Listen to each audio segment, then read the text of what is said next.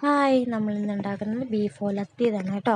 നല്ല രീതിയിൽ നമുക്ക് സെറ്റാക്കണം. അതിനാവശ്യത്തിന് ചെറിയ രീതിയിലരിഞ്ഞ് സവാളയും എടുത്ത ആവശ്യത്തിന് അതിന് കുക്കറിലേക്ക് ഇട്ട് നമ്മുടെ ബീഫ് അതിന് മഞ്ഞൾപ്പൊടി ഇതും കൂടെ ഉപ്പും കൂടെ ഇട്ട് സെറ്റാക്കി നമുക്ക് ആവശ്യത്തിന് വെള്ളവും ഒഴിക്കണം. അത്രമാത്രം മതി, ഓവറാകാൻ പാടില്ല വെള്ളം, അല്ലെങ്കിൽ നമുക്ക് ഒലത്താൻ ഭയങ്കരമായിട്ട് പാടാവും. അതുകൊണ്ട് ഇത്രമാത്രം മതി ആവശ്യത്തിന്. അപ്പം ഇനി ഇത് 3 വിസിൽ ഇവിടെ അടിക്കട്ടെ. നമ്മളൊക്കെ അപ്പോൾ സവാള അരിഞ്ഞ് സെറ്റാക്കിയിട്ടുണ്ട് ഇപ്പം.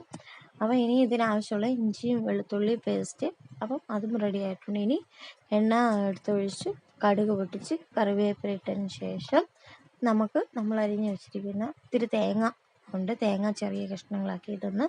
അതിനൊരു ബ്രൗൺ കളറിലേക്ക് നമുക്ക് ആക്കുന്നത് വരെ സെറ്റാണ്. അതിന് ശേഷം നമ്മളിനി അരിഞ്ഞ് വെച്ച സവാള അതും കൂടെ എടുത്തിടണം. അതിന് ശേഷം നമുക്ക് 2-3 കറിവേപ്പിലയും കൂടെ എടുത്തിടാം. ഇനി അതൊന്ന് വഴണ്ട് കയറി വരണം. അതിന് വഴണ്ട് വരാൻ ഉപ്പ് ചെറിയൊരു ഇടണം.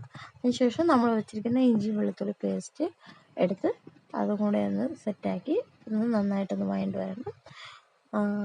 അതിന് ശേഷം നമുക്കിനി ഇതിലേക്ക് ഇടേണ്ട പൊടികൾ എന്തെല്ലാം ഒന്ന് നോക്കാം. അതിനാവശ്യമുള്ളത് മല്ലിപ്പൊടിയുണ്ട്, ചിക്കൻ മസാലപ്പൊടിയുണ്ട്, ബീഫ് മസാലപ്പൊടി, പിന്നെ അത് കഴിഞ്ഞ് ഗരം മസാല, മുളക് പൊടി, മഞ്ഞൾപ്പൊടി, ഇത്രയേ ഉള്ളൂ.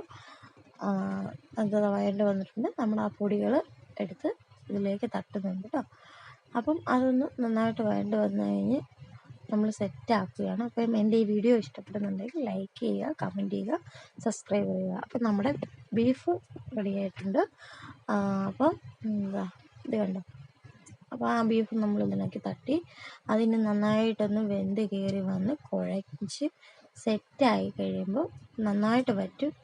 അപ്പോൾ നമുക്കിതാ ഇതുപോലെ ഒലത്തിയ നല്ല രീതിയിൽ നമുക്ക് നമ്മുടെ ബീഫ് ഒലത്തി റെഡിയാവും. Okay, thank you.